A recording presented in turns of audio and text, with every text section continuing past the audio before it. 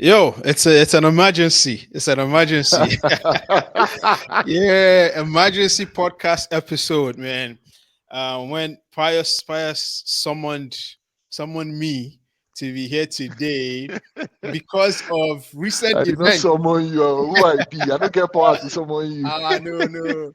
Recent events, man. Interesting recent events. Now, the boys have been having a nice break, waiting for the resumption of the EPL season, and we're just observing transfer windows.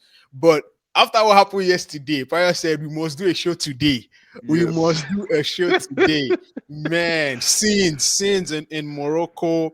Wonderful tournament, man. Wonderful game, wonderful final performance by our very own Falcons. And welcome, guys, to Only Night. Like I said, it's an emergency episode. I'm the Adams, and you guys already know we have to have Mr. Emamu Day in the building. Yeah, I'm back. Yeah, man. Exciting times for African female football, for Nigerian, female football. So proud of this team. Paris, you saw the tournament, man. You've been following the tournament. By the way, Paris owing us content. Yeah, owing us content throughout this I'm sorry. tournament. I'm sorry. I'm gonna try and give you all the content I missed on this show today. Yeah, man. And it didn't. Let's go to the finals first. Let's Yeah. even go to the finals first. 2-0 Wow. down, halftime. What were you thinking? What were you thinking, Wow. Paris? What I was thinking, I was like, I told my brother yesterday, I was in a dark place after the first half. I was staring down the barrel. I'm like, wow. I to be honest with it, to you, I'd lost hope. I had the faintest hope that okay, maybe something could happen. But Yeah, the way the first half sort of unfolded in terms of the gameplay, how the Moroccans were playing, how Super Falcons played, it felt like wow. It's as if the Moroccans sort of found us out or they worked out how we were playing because we couldn't string an attack. I couldn't remember any sort of like any sort of like potent attack we had in yeah. that first half. So it was a strange first half. The only thing that I could sort of attribute that to was I thought maybe the coach made a mistake with the starting 11. Okay. I, I think I can talk about the mistake. So I think what happened was he sort of started with our midfield wasn't connecting with our attackers basically from my view. I thought he started with two holding midfielders, right? We had good player, Deborah Abiodun and Alimatu Ayinde, good holding midfielders. They can break up play. They've been doing it for Alimatu Ayinde, veteran, Deborah Abiodun, young player. Everybody Yeah, knows her. They yeah, call her the Kante of Nigerian women's football. So it just felt like we're not when we regained possession of the ball. It just felt like there was not that creative spark for us to yeah. connect our attackers. Esther Okoronkwo. They just felt like they couldn't get the ball. They were just chase. And then fair play to the Moroccans as well.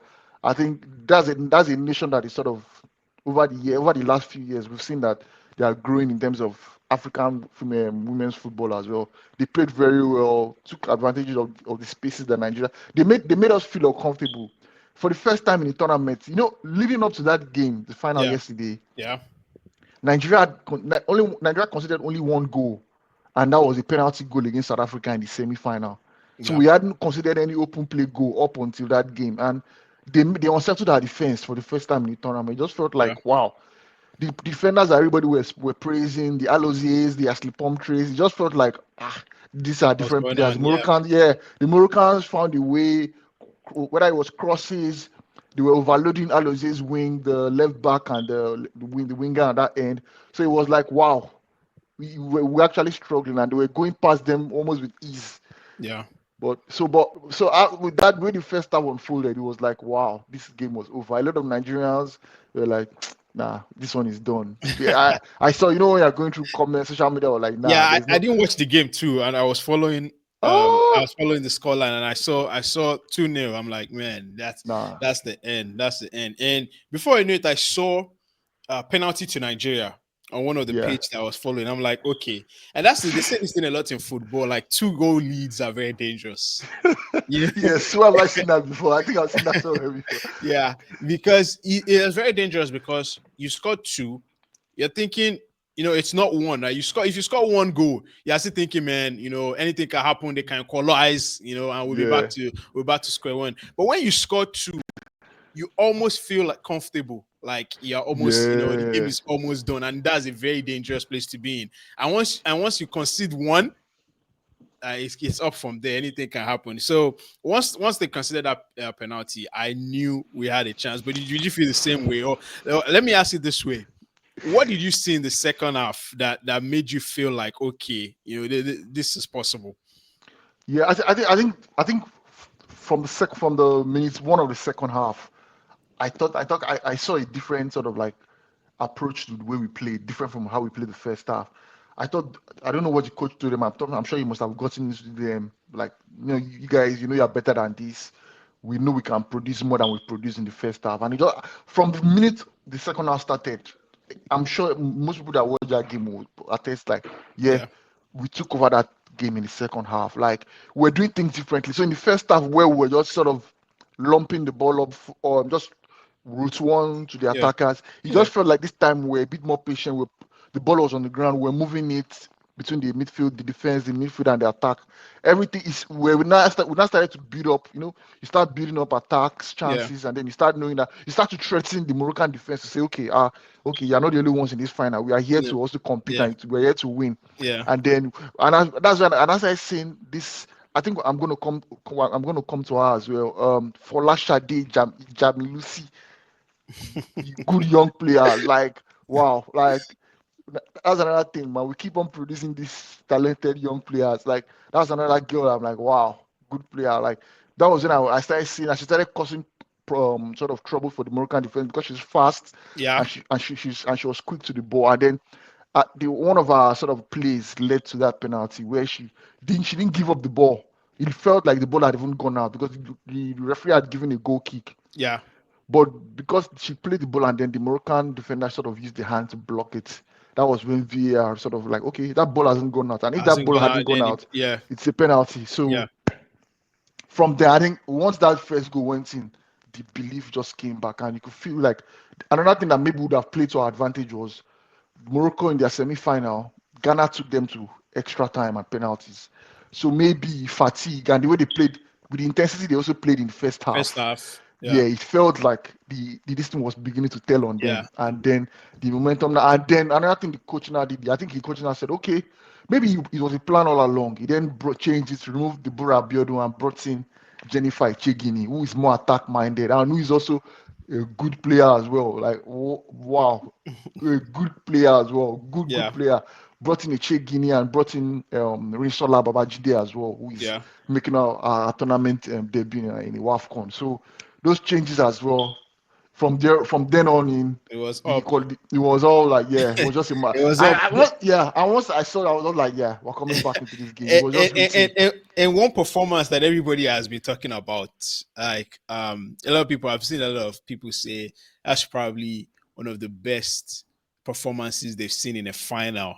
Male or Yeah. female, and throughout the tournament, she has been doing beats as well.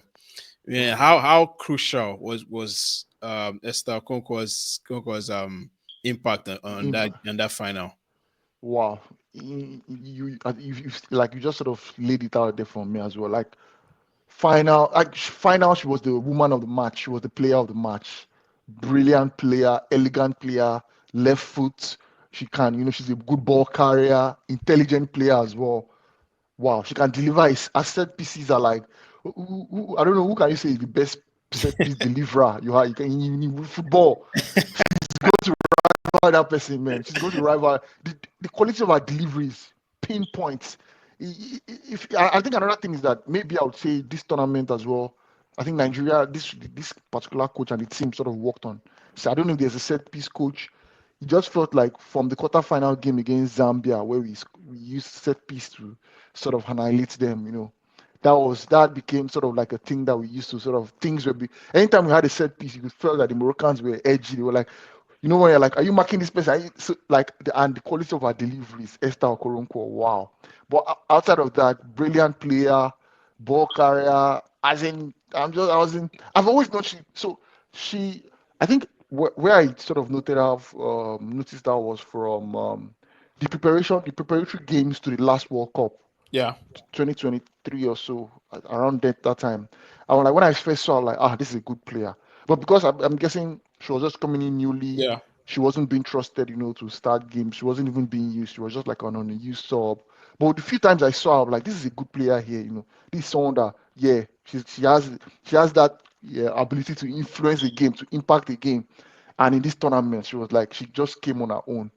She can create, she can score. Like some of the finishes in the goals, one of the goal against Zambia.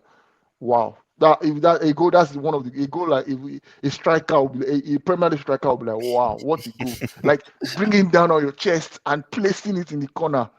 Wow. the I think technique, like like she's really technical. She's very good, she's and she's and really and, and very, you very talked good. about it too. Like her coming to the team. I think a lot has been said about they almost came to the team through the back door. I read somewhere that I think they're having, like you said, preparing for a tournament, and Yeah. they were short on players, and they needed some players, and she and I think Alozie and one Alozie, other yes. person, came into that team, and it's credit to Wildrum, your Ronnie man, Warren. that Yes. Yeah. the players that he Still my man. discovered, the players that he discovered and brought to the fold, and man, we can see what coaching can do. We see the elevation in the Yeah. players, and as a whole, this competition has grown, right, and it's becoming more competitive. What did you sense? What are some of the things? What the teams? Can you talk to us about some of those teams throughout this tournament that you felt like Ghana reaching semifinals, Morocco, you know, Yeah. doing very well. Well, I remember you spoke to me about leading up to the World Cup or the Olympics. You spoke to me about Chebak, I think, yes. and, Yes. and Drizzling Chebak. yeah, Yes. and that goal that she scored, man, what a goal! That was a really good, well taken goal. Yes, so basically, like the women's game has been sort of growing on the continent as well as the men's. But for the women's teams, like we just mentioned, let's start with the host team, Morocco. I feel so bad for them, right? If I was not in Nigeria, like if maybe another day I would have been saying, okay, maybe they should win because No, nope, I yeah, don't feel oh, okay, any. okay, okay, fine. But in terms of the investment that they've sort of Right, right. they put into women's game.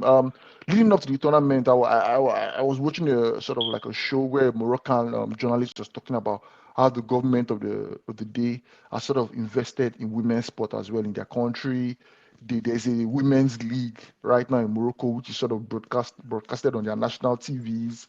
The training infrastructure. I heard some Nigerian journalists saying when they went to do like interviews with the Moroccan manager, when they saw the state of the art infrastructure that they have there, Hmm. like it's something that they've never seen anywhere in Africa. They were asking themselves, are we still in Africa here? Like the training facilities, the gyms, the something that And this is this is for the women's team. this is for the women's team. So you could see that that's like Morocco is a serious nation, like a team, a nation that like, yeah, we want to do this. This is our target, and back to back finals and losing. I feel bad for them. I feel like maybe that time will come at Yeah, some yeah, point. yeah. I definitely agree with you, Yeah. especially for the women's game. Countries and teams that invest into this game, I feel like they deserve to win. Obviously, we're Nigerians. We want our teams to win. We've been following our team. Our team has a lot of potential, a lot of talent, but the investment has to be there. And when I Yes. see teams investing, when I see countries investing into the women's game, I feel like winning. Yeah, you just have to support such teams, right?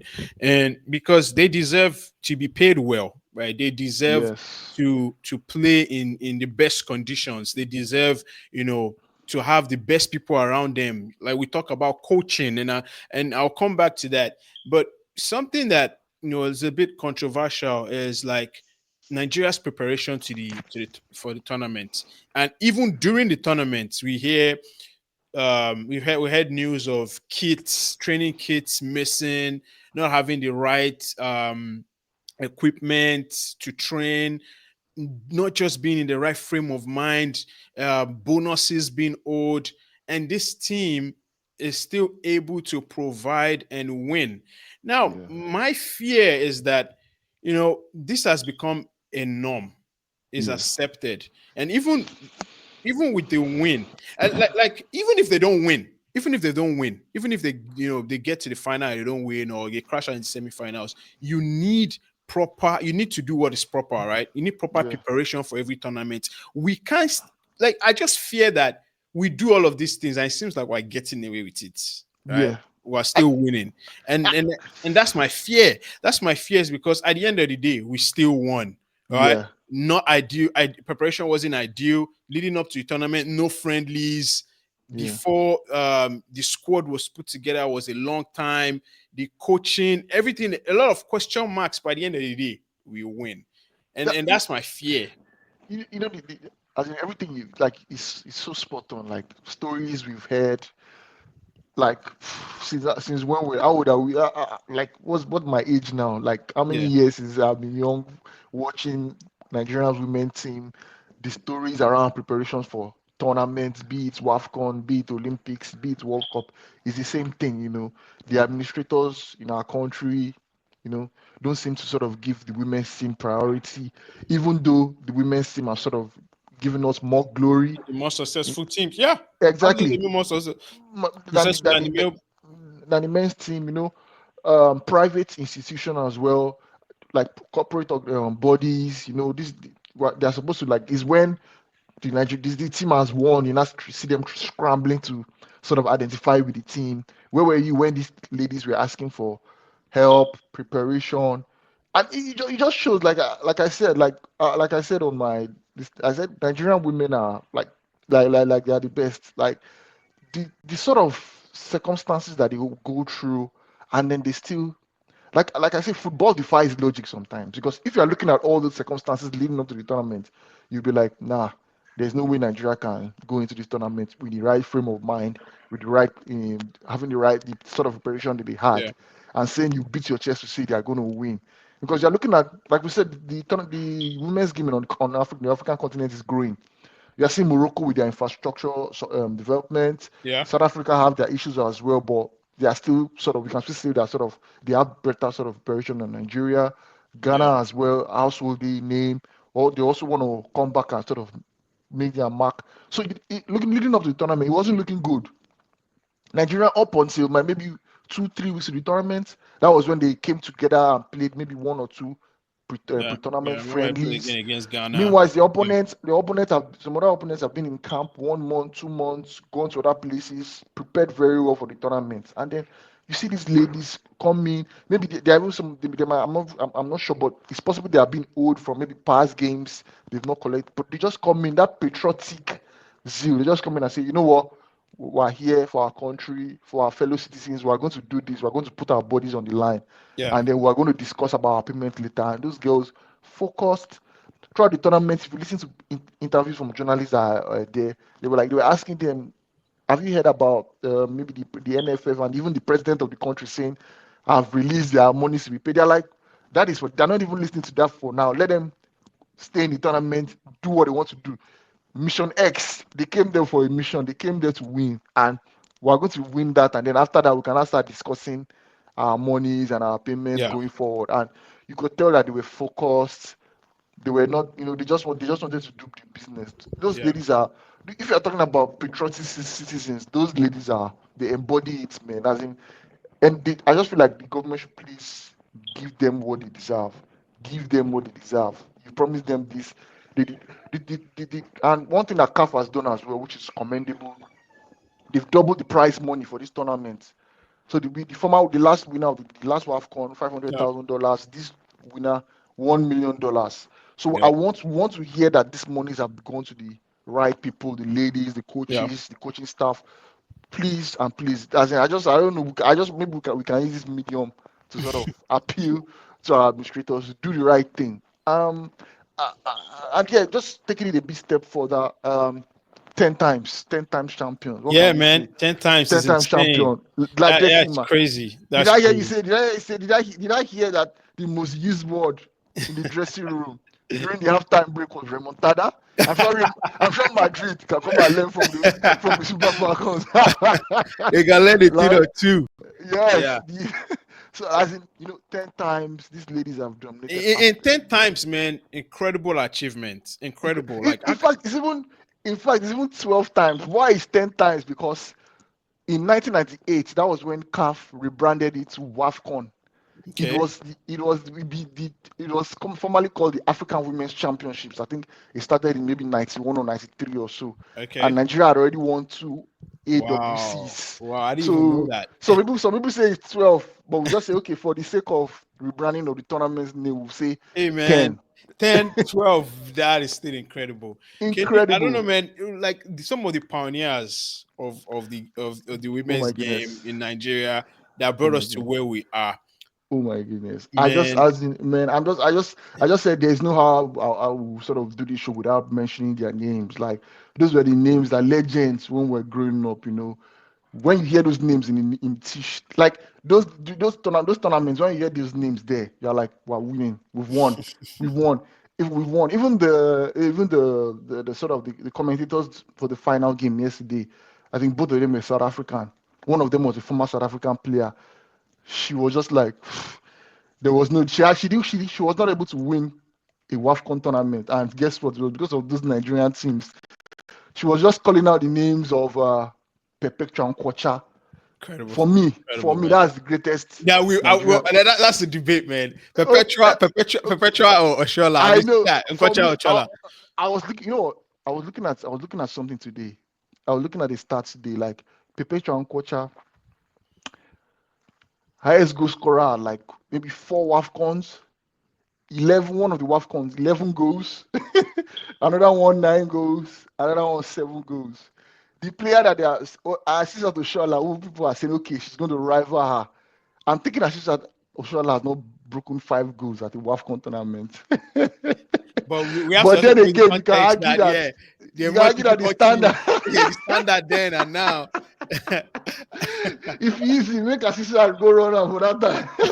But no. I don't want to do that. Let's celebrate all Yeah, our yeah, yeah, legends. I don't yeah, want yeah. to start, But shout out Agbabola, man. A lot was made of our inclusion into the team. Do you think it was Yeah. justified at the end of the day to Of have her course, in the team? of course. I think it was justified. At the And it expense of was, someone like Gift Monday that you incredible know, talent as well. Didn't beat it's it's so hard because I was feeling bad for Give Bond. I'm like, she deserves a call up. And you know what? And then Oshola also, you know what? Legend.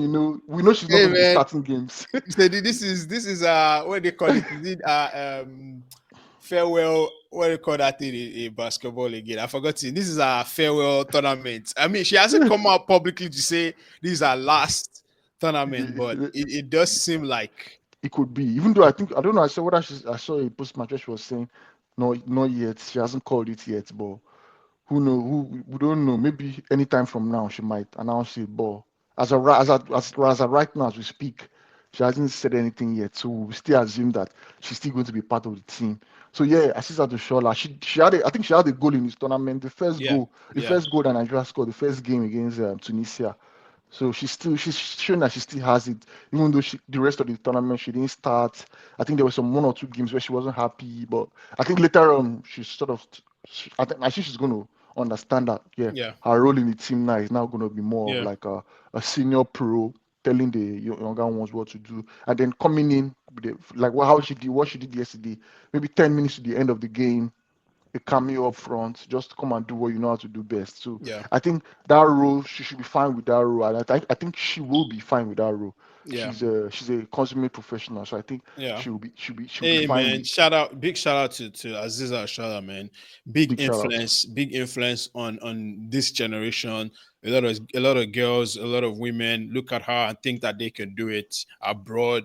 Yeah, She's won a lot of titles. I remember she played for Arsenal, played for Barca, played for a lot of incredible teams. Won the female version of the African Footballer of the Year a lot of yeah. times. Times WAFCON. I think she's even won the Champions League as well with Barcelona. Oh yeah, yeah, of Yeah, course. Yeah, with man, Barcelona. Yeah, incredible player. Very, very influential yeah, as well in like the pop culture and yeah. and for like young people in general. She's just part of the culture in Nigeria. That's a good positive influence on young people. Big shout out to her for Football Fan Zone. Another Yeah. person, I know you have a lot of names of Yeah. unsung heroes from Stella Mbachu, yeah, Messi Akide, and the goalkeeper. There was a goalkeeper that was pregnant at one of the WAFCONs as well. Like I think they found out even during the WAFCON because she fell ill maybe after a game, and when they went to hospital, that was when they found out that she was pregnant. She always wears that is it bandana we call it now on her hair, and Chejine. Like those are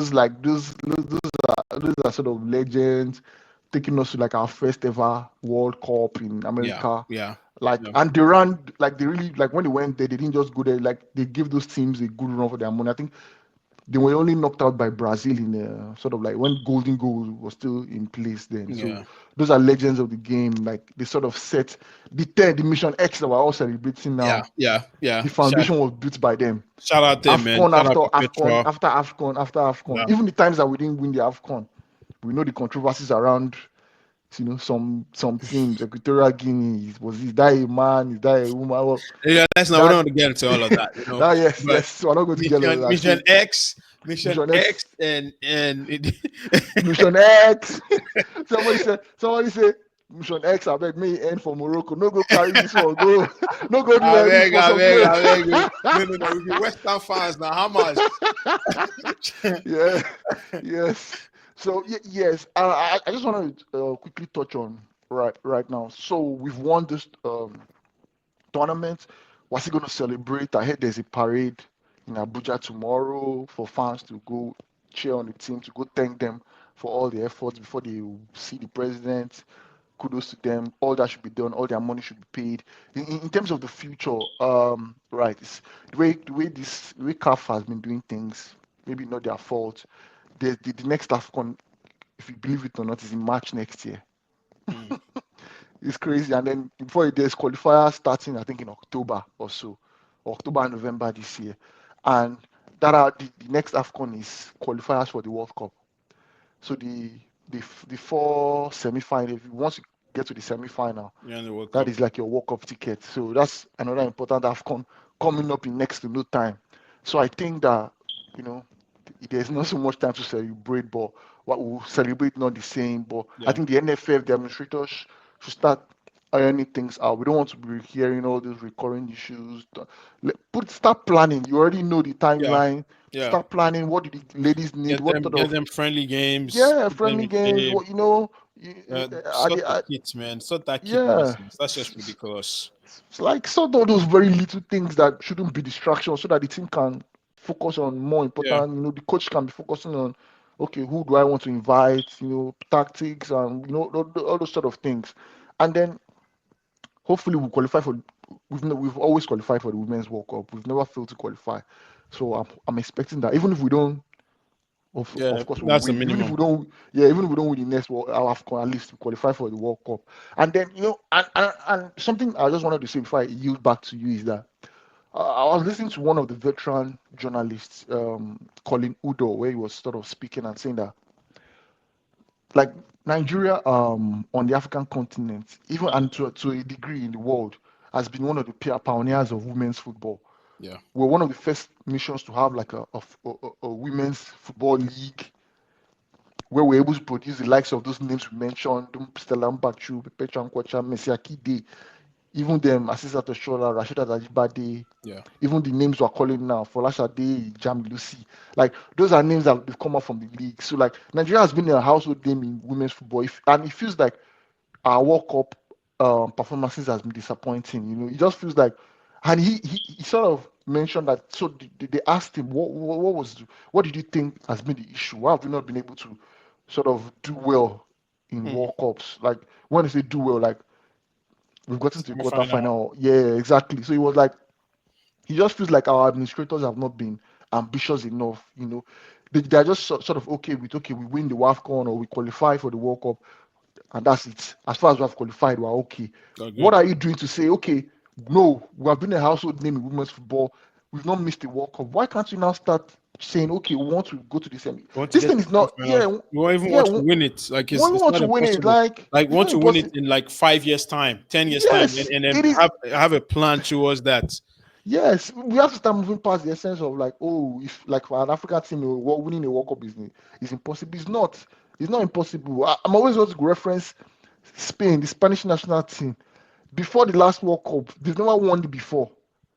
They were like, even I'm sure Nigeria was sort of like always like I'm sure Nigeria of those years we will be beating the Yeah, Spanish team of those time. Like yeah, they didn't. They're like, it's not magic. It's not like they just brought players from somewhere and they started winning. It's planning, it's yeah, structure. Is like, how do you yeah. want to do this? Preparation. Yeah, have a Yeah, yeah, all those sort of things. We need to start having ambition. I just want us to go to the World Cup and we say at least we qualify for the World Cup. We go there. Anyhow, we see them. Okay, we pass our group stage. Wow, kudos, congratulations. So yeah, come back. No, we start aiming yeah. higher. I think we've dominated Africa enough, and the African teams have now will now be like, okay, Nigeria, you guys are our superior on the continent. We are good to the Why world not win stage. it? Yeah, Yeah, go to the world stage and do Africa proud. So I yeah. think that should be the next step, and I hope that our administrators will think along that line. Yeah, yeah. I think that's a good way to wrap things up. But I just wanted to get your feedback on some of the players. We haven't really touched on Rashida Tajibade, incredible Shadi, leadership from her this team from her this time. I think she won the most valuable player of the yes, whole of the tournament. tournament, yes, And yes. who are like some of the key figures from this team that you felt like, apart from Concord that we talked about. But yeah, the Nigerian team is really strong. We've mentioned Esther Okoronkwo, we know Rashida Ajibade, Jennifer Echegini is one good player as well. The debutant at this tournament, Folashade Jamilusi, another good young player as well. Really like her. What can we say? The veterans in the team. Yeah, I don't know if they're going to be around the Alimatu Indes of this world, the Osinachi or Harleys of this world. Those are good players. And then you have players from the under 20 team that's done well in recent tournaments as well. There's a lady that came in just maybe 2 minutes to the end of the game, a defender. Watch out for her as well. Tall Oladipo, I can't remember her first name. Another very decent player as well. So those are names that Nigerians should be watching out for. Sort of going forward. I don't think have I missed anybody's name else. Yeah, those are sort of the names that Nigerians should be looking out for to say, okay, these are the hopes for future tournaments, future WAFCON, yeah. And you future talked World about, Cups. I think it's Yeah, and the Renan. goalkeeper as well. Shout out to the goalkeeper as Oh well. yeah, always, always, Chamaka Nadozie, always, the man. life of the Always. team. Very Yeah, funny character. yeah. And congrats to her on her move to To Brighton in Brighton. the Yeah, in the WSL in England. So yeah, that's it. yeah, yeah.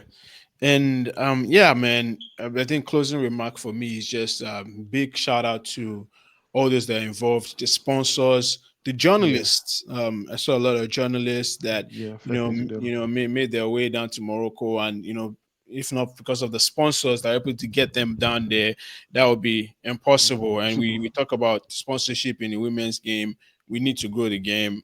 These ladies are incredibly talented, Inc- technically gifted. We saw that in full display, and we just hope that we can get the support that they need.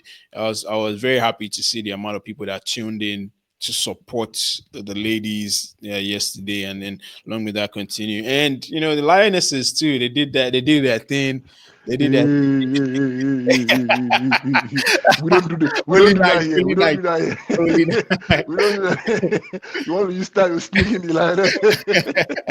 We don't do that here. Come on. But yeah, Yeah. man, big shout out to everybody that was involved Yeah, and the big shout out to fans. those journalists as well, Yeah, independent journalists as well. Just some people taking out using their own funds in the hope that getting there they will get this sort of corporate sponsorship. Shout out to those guys. Really appreciate what you do. We appreciate your sort of patriotic gesture. Well done. Those Super Falcons, man. What can I say? I just have to keep on saying it at any opportunity I get.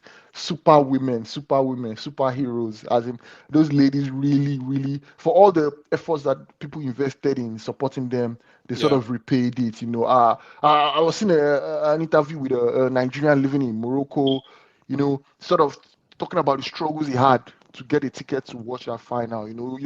When you're away, host nation is in the final, it's always difficult to get match tickets. yeah, You hear stories like ticket prices have been spiked so you have to pay extra to get into the stadium. yeah, And then it's not as if he was even living within the area. He had to travel 3 hours from where he was living to come to the stadium. And that was one of the people I was thinking about when the celebrations was going on. I was like, wow, that guy right now, wherever he is, he'll be a happy Nigerian. So those women, man, like super yeah, women, yeah. man. Shout out them, man. Shout out them, man. Shout Shout out out to all them. of Shout them. out to them, man. Shout out all of them. And we on Football Fan Zone. Right, I can't say the next AFCON, but for sure, like we're making plans. We're gonna be out there sponsoring, supporting in one way or the The other. other. Yeah, and yeah, man, just beautiful to see our women do us proud. Absolutely, absolutely. Thank you so much to the Super Falcons once again. The other before we go, I just have one very interesting trivia for you. Ah, man, you're trying Easy. to give me the spot, yeah. I was also give, so in terms Oh of man. it's easy. Okay, It's let's easy. see, I think let's it's I see, think let's it will see, be easy.